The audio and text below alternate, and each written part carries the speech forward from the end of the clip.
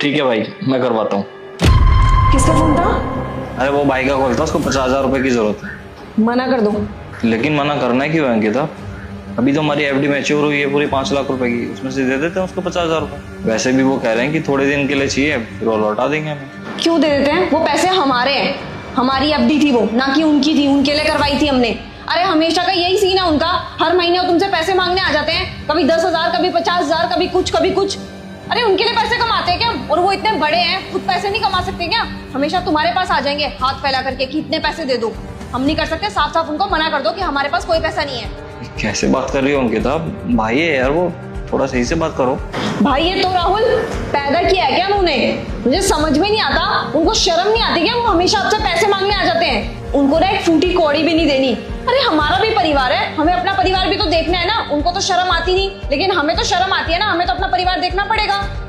आ जाएंगे पैसे मांगने, बोल दो कि नहीं है हम पे, और एक पैसा भी दिया ना तो मेरे से बुरा कोई नहीं होगा। पता नहीं क्या है, हमेशा इनको फोन कर देंगे पैसे मांगने के लिए। हेलो हेलो जीजा जी, पैसों का इंतजाम हुआ? देखिए बहुत अर्जेंट है, इसलिए मैं आपको बोल रहा हूँ, वरना मैं आपसे कहता भी नहीं। अरे तू चिंता मत कर, शाम तक का वेट कर, मैं कुछ ना कुछ इंतजाम करता हूँ। शाम को? अच्छा जीजा जी, मैं कह रहा था मैं आपके घर के पास में हूँ, तो अभी आ जाता हूँ आधे घंटे में। आ जा, ये तो और भी अच्छी बात है, आजा मिल लेंगे। ठीक है, तो मैं आता हूँ आधे घंटे में। फिर से तुम्हारे भैया का फोन था ना? मैंने तुम्हें कहा था कि उनको एक बार कह दो कि तुम पैसे नहीं दे सकते। तुम्हें समझ में नहीं आता क्या? अब क्या कह रहे हैं वो? सिर्फ अपनी अपनी पड़ी है तुम्हें। अरे हमारा भी सोच लो, आगे चल करके ना हमारा भी परिवार होगा। ऐसा है ना अंकिता, मैं तो सभी लोगों के बारे में सोचता हूँ, लेकिन तुम पता नहीं दिन भर दिन सेल्फिश होती जा रही हो। अच्छा, अगर कोई अपने बारे में सोचता है उसको सेल्फिश कहते हैं ना, तो ठीक है, मैं सेल्फिश ही ठीक हूँ। अच्छा छोड़ो यार ये सब, एक काम करो, मैं पनीर लेकर आ रहा हूँ बाहर से, उनके लिए पनीर बना देना। अच्छा, और किस खुशी में पनीर लेकर आ रहे हो?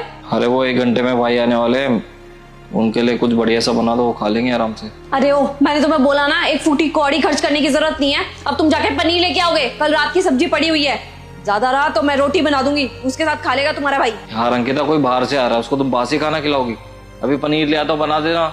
मैंने तुमको बोला ना, कोई जरूरत नहीं है पनीर वनीर लाने की, जो सब्जी पड़ी है वही खानी पड़ेगी। ठीक है, तुम्हारी जैसी मर्जी, जो मन में है करो, बाहर जा रहा हूँ मैं। बड़ा बेशरम आदमी है, इतना सब कुछ सुनने के बाद भी घर आ रहा है।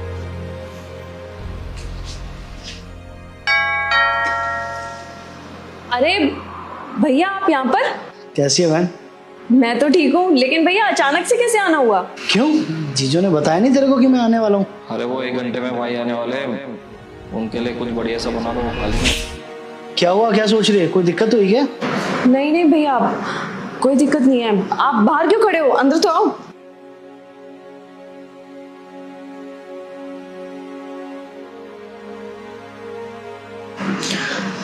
भैया क्या हो गया? बहुत परेशान से नजर आ रहे हो। हाँ बहन, दरअसल मार्केट से ना कुछ पैसे उधार उठाए थे मैंने, वो भी ब्याज पर, और दुकान भी गिरवी रखवा दी थी उस चक्कर में। अब क्या है, 2 दिन बाद उसकी लास्ट डेट है। अगर पैसे नहीं दिए ना तो दुकान पर बात आ सकती है, वो दुकान भी हथिया सकता है। इसीलिए मैं तेरे पास आया हूँ, देख ले कुछ मदद हो सके तो। भैया वैसे कितनी ज़रूरत है? 50,000 रुपये की ज़रूरत है। 50,000? कोई बात नहीं भैया, हम करते हैं कुछ। हाँ, मैंने जीजा जी से भी बात की थी, उन्होंने बोला था कि शाम तक आ जाना, मैं करवा दूंगा पैसे।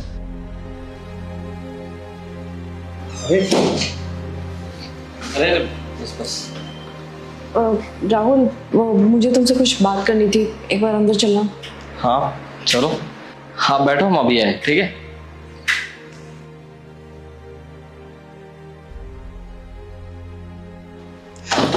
राहुल, हाँ बोलो। वो तो मेरे भाई को 50,000 रुपए देने की बात कर रहे थे क्या? देखना, मुझे तो कितनी बड़ी गलतफहमी हो गई थी। मुझे ऐसा लगा था कि तुम अपने भाई की बात कर रहे हो, और मैं भी क्या करती, तुम्हारा भाई आए दिन तो पैसे मांगता ही रहता है, तो मुझे लगा तुम्हारा भाई मांग रहा होगा। राहुल, उनको ना पैसे दे देना, उनको पैसों की बहुत ज़्यादा ज़रूरत है। अभी इतने ज़्यादा उदास बैठे हुए थे ना, उन्होंने बताया कि दुकान के खर्चे की वजह से ना उनको 50,000 रुपये लेने की ज़रूरत पड़ रही है। मार्केट में हर जगह मांग लिया उन्होंने, लेकिन किसी ने पैसे दिए ही नहीं। राहुल देखो, तुम्हें ना उनकी मदद करनी पड़ेगी। अब बेचारे इतनी उम्मीद लेकर के हमारे पास आए हैं, इस तरीके से ना उनकी उम्मीद में पानी मत फेरना प्लीज़। राहुल, चल करके उनको 50,000 रुपये दे दो। तुमने तो कहा था ना कि उनको देने हैं पैसे, और राहुल, अगर तुमने वो पैसे नहीं दिए ना तो उनकी वो दुकान जब्त भी हो सकती है।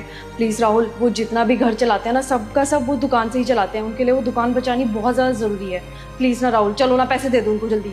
अच्छा, बड़ी जल्दी रंग बदल गए तुम्हारे तो अंकिता। क्या कह रही थी तुम अभी कि वो तुम्हारा भाई है, उसने हमें पैदा थोड़ी ना किया है। जब उसे जरूरत होती, जब भीख मांगने के लिए हमारे पास आ जाता है, तो अब क्या हो गया?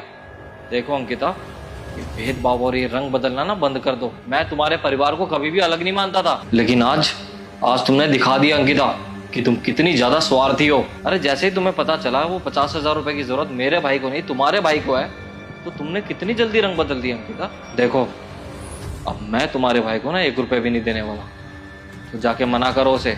अगर मैं मना करूंगा ना तो बहुत बुरा लग जाएगा उसे। तो जाओ अभी के अभी और उसे बोल दो हमारे पास कोई पैसे वैसे नहीं है। राहुल, ऐसा मत करो, बहुत उम्मीदों के साथ आया हूँ तुम्हारे पास, और अगर दुकान के पैसे नहीं मिले ना तो उनकी वो दुकान जब्त हो जाएगी, पूरा घर बर्बाद हो जाएगा। राहुल प्लीज़ ऐसे मत करो। राहुल, वो पैसे तुमने भाई के लिए तो रखे हुए थे ना, तो दे दो ना उनको पैसे। अंकिता, जितना बोला है ना उतना ही करो, और मेरी तरफ से एक फूटी कौड़ी की भी मदद नहीं होगी तुम्हारे भाई को। जाओ यहाँ से। प्लीज़ राहुल, एक बार सुन लो ना, मैं तुमसे माफ़ी मांगती हूँ। अरे बोला ना, जाओ।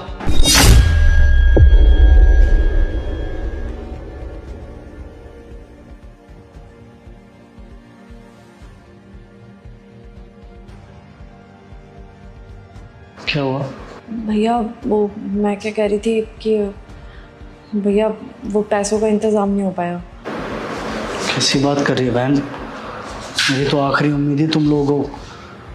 पूरे मार्केट में हाथ फैला चुका हूँ, किसी ने कोई मदद नहीं करी, और जीजा जी ने बोला मेरे को कि वो इंतज़ाम कर देंगे, और अब तो कह रही है कि ऐसे नहीं हो पाएंगे।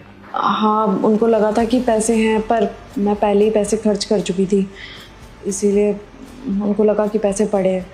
मुझे माफ़ करना भैया, इस टाइम तो पैसे हमारे पास है नहीं। भैया मुझे सच में बहुत ज़्यादा बुरा लग रहा है कि मैं आपकी कुछ मदद नहीं कर पाई। अगर मेरे पास कुछ भी होता ना, कुछ 10-5 हज़ार भी होते तो मैं वो भी दे देती आपको। मेरे पास कुछ सेविंग्स भी नहीं है, सेविंग्स पड़ी थी पर वो मैंने खर्च कर दी। प्लीज़ भैया माफ़ करना। तो क्यों सॉरी बोल रही है? ज़रूरत तो मेरी है ना। वो तो पूरे मार्केट में मांग के थक गया था, किसी ने मदद नहीं करी, इसलिए तेरे पास। बाकी तो चिंता मत कर, देखता हूँ क्या। मजाक कर रही है ये। पैसों का इंतजाम हो चुका है, अब आप चिंता मत कीजिए। सुनो, तुम जब तक इनके लिए कुछ बना दो। हाँ राहुल, मैं बनाती हूँ, पर उससे पहले मेरे को आपसे माफ़ी मांगनी है। I am so sorry Rahul. उस टाइम मुझे ऐसा लगा कि तुम्हारे भैया पैसे मांग रहे हैं। अगर मुझे पता होता कि मेरे भैया पैसे मांग रहे हैं तो शायद मैं इतना ड्रामा क्रिएट ही नहीं करती और तुम्हें मना भी नहीं करती पैसे देने के लिए। मेरे को मेरी गलती का एहसास हो गया राहुल। मैं कितनी ज़्यादा सेल्फिश हो रही थी। मैं अपने परिवार को तो पहले देख रही हूँ, लेकिन तुम्हारे परिवार को तो देख ही नहीं रही। परेशानी तो यही है ना अंकिता, क्योंकि तुम अपने और मेरे परिवार को अलग अलग समझती हो, और मुझ में ऐसी कोई चीज़ नहीं अंकिता। मैं तुम्हारे परिवार को अपना परिवार ही समझता हूँ। अरे उनके दुख दर्द किसी भी चीज़ में साथ में खड़ा रहता हूँ, और जब मैं तुम्हारा परिवार अपना सकता हूँ तो तुम नहीं अपना सकती। आजकल की लड़कियों की ना परेशानी यही है अंकिता, कि वो अपने ससुराल को अपना घर नहीं मानती। जिस दिन ऐसा हो जाएगा ना तो कभी किसी का डाइवोर्स नहीं होगा, कभी किसी के घर में लड़ाई और कलेश नहीं हुआ करेंगे। अरे आधे से ज़्यादा दिक्कत तो वैसे ही ख़त्म हो जाएगी, और ना ही कभी किसी का घर उजड़ेगा। और तो और अंकिता, मैं अपने माँ बाप का एक इकलौता बेटा हूँ, लेकिन सिर्फ तुम्हारी खुशी की वजह से ना मैं इस फ्लैट में रहता हूँ, उनके साथ नहीं रहता। अरे दुनिया का कौन सा ऐसा बेटा होगा जो अपने माँ बाप से अलग रहना चाहेगा। देखो अंकिता, मैं बस तुम्हें यही समझाना चाहता था कि मैं तुम्हारे और अपने परिवार में कोई अंतर नहीं मानता। जैसे मैं तुम्हारे परिवार को अपना परिवार मानता हूँ, वैसे तुम्हें भी मेरे परिवार को अपना परिवार ही मानना चाहिए। हाँ राहुल, तुम बिल्कुल सही कह रहे हो। आज मुझे बहुत बड़ी सीख भी मिली है। मैं तुम्हारे मम्मी पापा के सामने जाकर के माफ़ी भी मांग लूँगी और उनको इस घर में ले आऊँगी। पर आज के लिए प्लीज़ मेरे को माफ़ कर दो। और thank you so much Rahul, तुमने मेरे भाई की मदद की जब कोई भी मेरे भाई की मदद नहीं कर रहा था। चलो कोई बात नहीं, तुम्हारी गलती तुम्हें समझ में आ गई, और क्या ही चाहिए मुझे। चलो अब अपने भाई के लिए कुछ बना दो अच्छा सा। हाँ, मैं अभी बना के लेके आती हूँ। आप जब तक बैठ के बात करो, मैं आती हूँ भाई।